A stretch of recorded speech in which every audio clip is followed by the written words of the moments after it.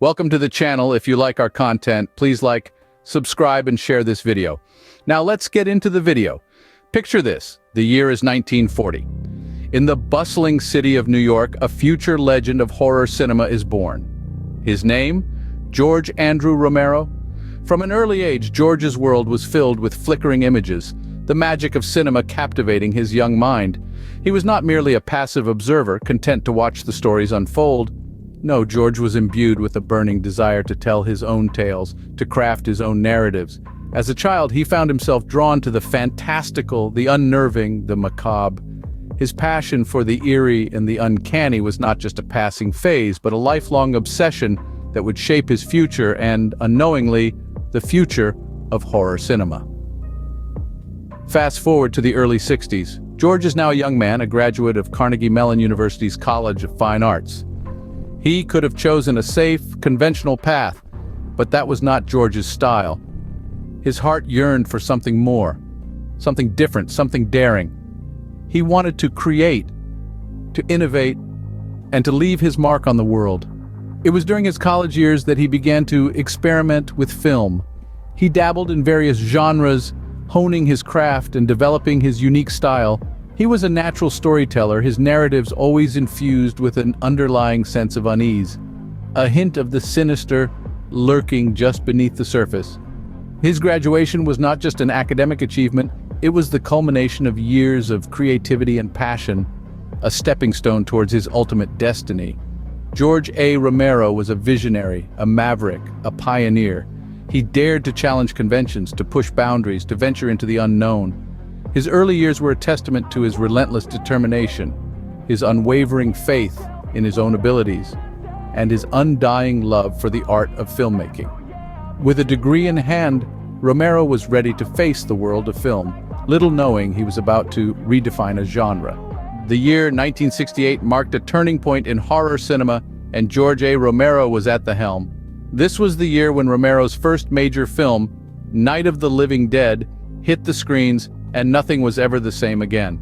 This was not just another horror movie, it was a game changer, a genre definer. This was the birth of the zombie apocalypse as we know it. Night of the Living Dead was a revelation. It wasn't about some mythical creature or a mass serial killer. It was about the dead rising from their graves, their one desire to feast on the living. The dead, who we've always thought of as silent and still, were suddenly the enemy, and they were everywhere. It was a new kind of horror, one that was as relentless as it was terrifying.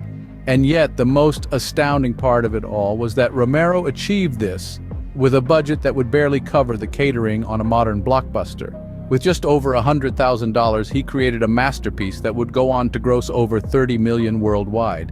It was a testament to his genius, his ability to create something so powerful from so little. But it wasn't just the fright factor that made Night of the Living Dead a classic. It was also its social commentary, its ability to hold a mirror up to society and reflect its fears and anxieties.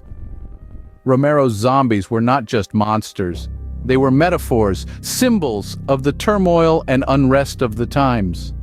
Over 50 years later, Night of the Living Dead remains as relevant and as chilling as ever. Its influence can be seen in every zombie movie that followed, from Dawn of the Dead to 28 Days Later. Every shambling horde, every desperate band of survivors, every bleak post-apocalyptic landscape owes something to Romero's vision. Romero's Night of the Living Dead had forever changed the face of horror cinema. It introduced us to a new kind of terror, one that didn't just lurk in the shadows or hide under the bed. It was the terror that walked among us, that was us.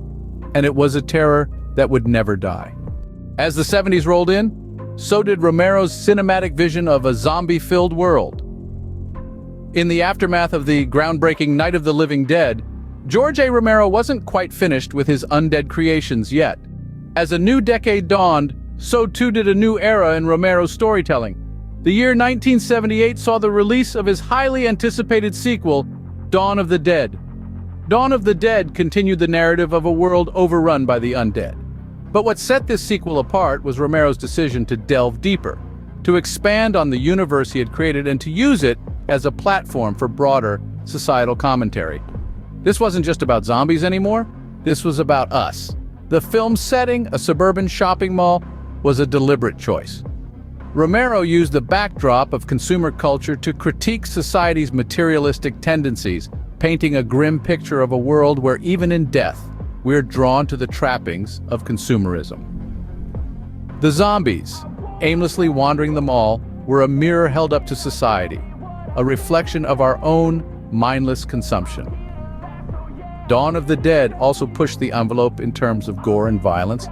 It was a visceral, unflinching portrayal of the apocalypse, designed to shock and unsettle.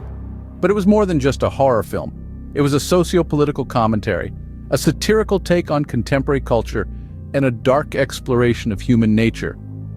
Romero's unique blend of horror and social commentary struck a chord with audiences and critics alike.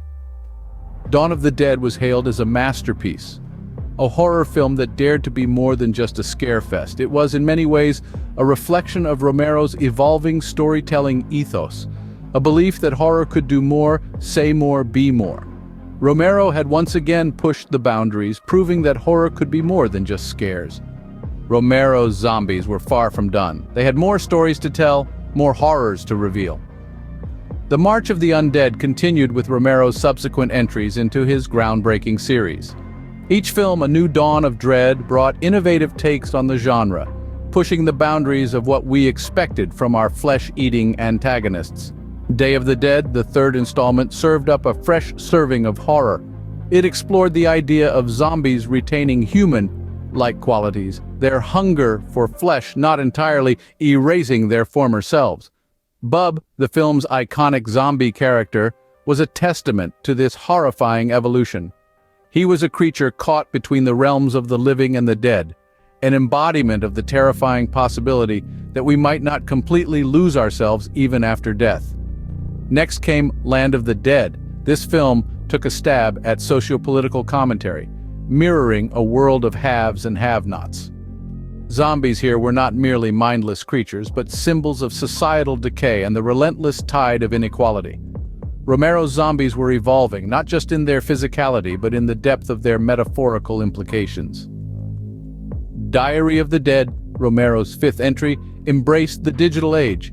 It was a chilling critique of our obsession with recording and sharing every aspect of our lives, even in the face of unspeakable horror.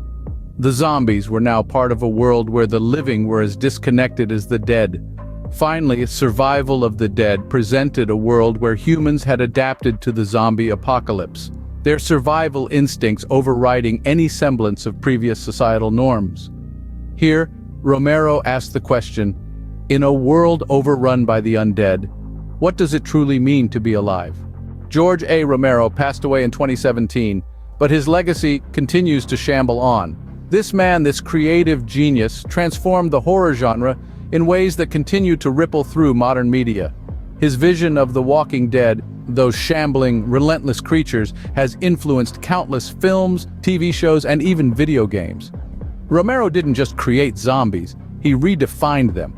These were not the mindless, shambling monsters of old. No, Romero's zombies were a mirror held up to society, a reflection of our own fears and insecurities.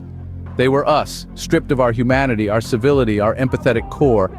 His zombies were a dire warning, a reflection of a world gone wrong. Romero used them to critique society, to highlight its flaws and failings. He used the horror genre as a platform for social commentary, a trend that continues in the genre to this day. And his influence doesn't stop at the silver screen, it seeps into our living rooms, into our gaming consoles. It's there in every zombie apocalypse video game, every TV series about the end of the world. It's there in the way we think about survival, about humanity, about the very nature of fear itself.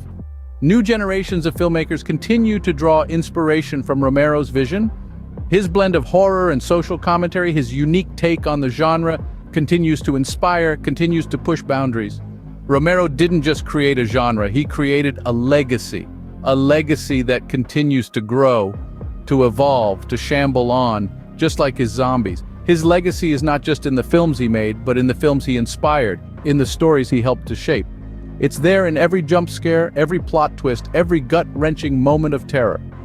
It's there in the way we talk about horror, the way we experience it, the way we understand it. George A. Romero, the father of the zombie genre, may be gone, but his undead creations live on. His legacy is not just in the past, it's here, in the present, and it will continue to influence the future of the horror genre for generations to come. Again, if you like our content, please like, subscribe, and share this video to help the channel grow.